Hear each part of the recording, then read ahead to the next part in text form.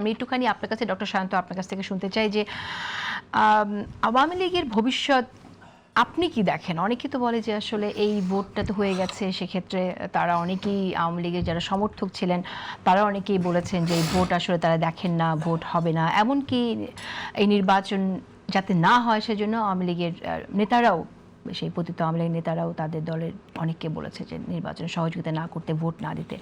তারপরও আমরা যে ভোটার্সদের যে টার্ন আউট দেখলাম সেটা রিমার্কেবল। ঢাকা শহর দেখলাম পুরো খালি হয়ে গেছে, ভোট দিতে চলে গেছে মানুষ।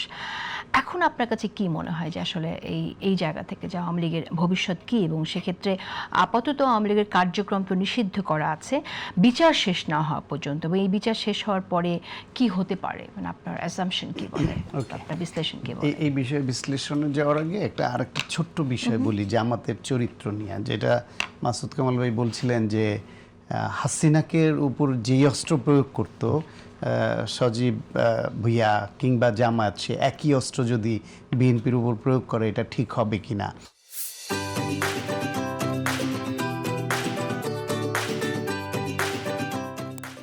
এই ঠিক হবে কি হবে না এই বোধটা জামায়াত বা এনসিপি ওদের মধ্যে নাই আমার ধারণা।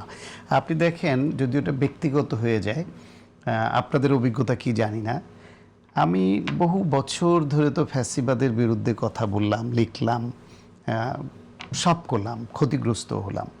সেই সময় জামায়াত এবং বিএনপি উভয়ই নিপীড়িত ছিল, ফলে সঙ্গত কারণেই আমার কথাটা জামায়াতের পক্ষেও গেছে। সেই হিসেবে জামায়াত ধরে নিয়েছে যে আমি তো তাদের পক্ষে কথা বলা লোক, কিন্তু আমি তো জামাত করা লোক না। আমার নিপীড়িতের পক্ষে বলা এবং ফ্যাসিবাদের বিপক্ষে বলা, এই অবস্থান থেকে বলা। এখন এসে আমি বিএনপি সমর্থক, আমি এই বর্ণ তো লুকাই না, এটা আগাগোড়াই।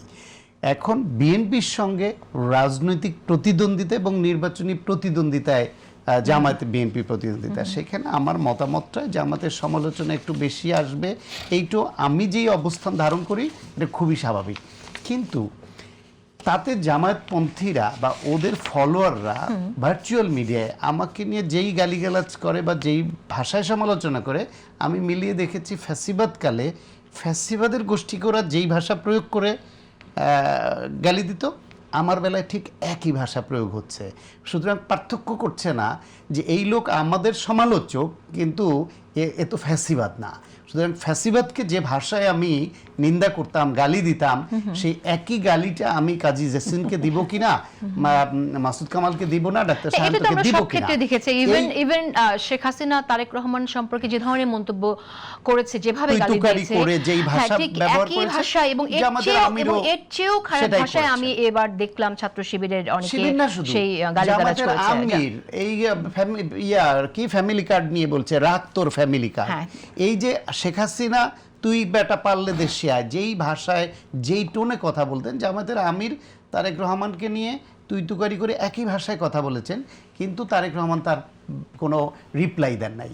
এখন আমি বললাম যে জামায়াত হচ্ছে গিয়ে এক্সট্রিম একটা পলিটিক্যাল পার্টি, তাদের পক্ষে গেলে সেটা একরকম, বিপক্ষে গেলে সেটা ফ্যাসিবাদ হোক, আর তাদের মানে একসময় তারা যাদের দ্বারা উপকৃত হয়েছে সেটা হোক, এটা মাথায় রাখে না।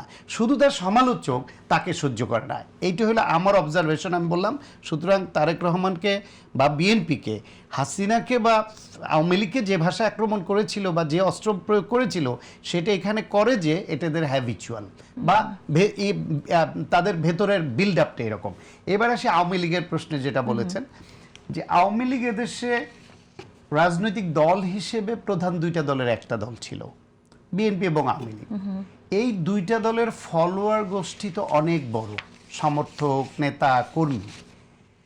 বাংলাদেশে 1972 সনে শেখ মুজিবুর রহমান যে সাধারণ ক্ষমা ঘোষণা করলেন, এর পিছনে কারণ ছিল কি?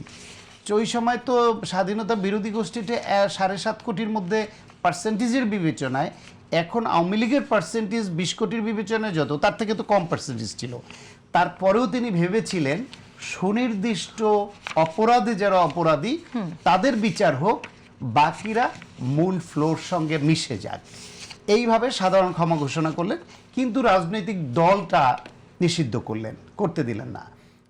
জিয়াউর রহমান এসে আবার আরও অ্যাকোমোডেটিভ হয়ে তিনি দলের উপর বারও উঠে দিলেন যে জনগণের কাছে এরা যাক, জনগণ ঠিক করুক, জনগণ যদি তাদের রাজনীতি গ্রহণ করে করবে। এই অবস্থায় এসে আপনার আওয়ামী লীগের মতো একটা বড় একটা শক্তিকে আপনি কোন কৌশলে, কোন রাজনীতি দেয়া, কি কারণে পুরা ফ্লোর বাইরে আপনি রাখবেন বা রাখতে পারবেন, এটা গবেষণার বিষয়। সেই গবেষণাটা রাজনৈতিক দলগুলো যদি করতে চায় করুক। আমার ব্যক্তিগত মত হচ্ছে যারা অপরাধী তাদের বিচারের আওতায় আনতে হবে খুব দ্রুত। এই যে আপনার যে এক্সট্রা জুডিশিয়াল কিলিং কিংবা গুম, আয়নাঘর আর গণহত্যা, এই টাইপের অপরাধের বিচার তো একটা বিশেষ আদালতে হচ্ছে। বাকিদের বিচারগুলা রেগুলার যে আমাদের যে আদালত আছে নিয়মিত বিচার ব্যবস্থার মধ্যে সেটা হবে। এর বাইরের যে জনগোষ্ঠী আছে একটা নির্দিষ্ট টাইম ফ্রেমের মধ্যে অপরাধীদের বিচারের আওতায় এনে বাকিদেরকে ওই reconciliation and healing commission BNP করার কথা বলেছে না, উদ্দেশ্য তো ওইটাই। যারা ক্ষমা চায় এবং অপরাধী নয় তাদেরকে তো নাগরিক অধিকার আপনাকে দিতে হবে। এবং সেই ক্ষেত্রে নির্বাহী আদেশে রাজনৈতিক দল নিষিদ্ধের পক্ষে বিএনপি আগেও ছিল না, জামায়াতকে যখন নিষিদ্ধ করে তখনও এটা সমর্থন করে নাই। আওয়ামী লীগকে করতে চেয়েছিল এখানে চাপ প্রয়োগ করে জামায়াত এবং এনসিপি বা সরকারের একটা অংশ, সেখানেও বিএনপি সায় দেয়নি এবং সায় দেয়নি বলে এদের কাছে বিএনপি সমালোচিত। বিএনপি এখন রাষ্ট্র পরিচালনার দায়িত্বে, তাদের অবস্থান নিশ্চয়ই ওইটাই থাকবে, নির্বাহী আদেশে নিষিদ্ধ করা যাবে না। তাহলে আদালতের আদেশের জন্য আপনি কতদিন অপেক্ষা করবেন, সেটা আইনি প্রক্রিয়া শুরু হয়েছে। রিকনসিলিয়েশনের যে কথাটি বলা হচ্ছে সেটা আমরা এই ইন্টারিম গভর্নমেন্টের কাছে শুনেছিলাম যে রিকনসিলিয়েশনের একটা ব্যবস্থা তারা করবে, কিন্তু সেরকমটা আমরা দেখিনি। এখন আমরা বিএনপির ইশতেহারে দেখলাম প্রসেসটা কি হবে সেটা একটা গুরুত্বপূর্ণ ব্যাপার। কারণ কেউ কি শত প্রণোদিত হয়ে এসে বলবে আমি ভুল করেছিলাম, একটি তো হচ্ছে ফৌজদারি অপরাধ, সেটার ব্যাপারটা পুরোপুরি আলাদা। যারা ফৌজদারি অপরাধী, ফার্স্ট স্টেপ হচ্ছে যাদের অপরাধী হিসেবে যারা অভিযুক্তই নয় সেই কর্মী নেতাদেরকে তো আপনি আটকাবেন কি বলে? রাজনৈতিক দল যদি আপনি নিষিদ্ধ করার প্রক্রিয়ার মধ্যে যান সেটা একটা কথা, যদি নির্বাহী আদেশে তো করবে না, এটা বিএনপির অবস্থান স্পষ্ট। তাহলে আদালতের রায় এটা যদি নিষিদ্ধ হয় সেটা একটা, না হইলেই দলকে এবং সাধারণ যারা তাদেরকে তো আপনার দিতে হবে। যারা অপরাধী তারা রিকনসিলিয়েশনের আওতায় এসে যদি দোষ স্বীকার করে মাপ পাইতে পারে, অথবা আদালত ফেস করবে, আদালতে নির্দোষ প্রমাণ হবে, অথবা দোষী প্রমাণ হলে শাস্তি পাবে। কিন্তু গোটা আওয়ামী লীগের রাজনীতিকে নিষিদ্ধ করা কিংবা থামিয়ে রাখার যে প্রবণতা কারো কারো মধ্যে আছে, এইটা আমার ব্যক্তিগত ধারণা হচ্ছে এটা ঠিক হবে না। মানে যে গ্রাউন্ডে জামাত ইসলামী দলটি রাজনীতি করতে পারছে সেই একই গ্রাউন্ডে আপনি মনে করেন যে আওয়ামী লীগ আসলে রাজনীতি করতে পারা উচিত, এই তো বিষয়টা।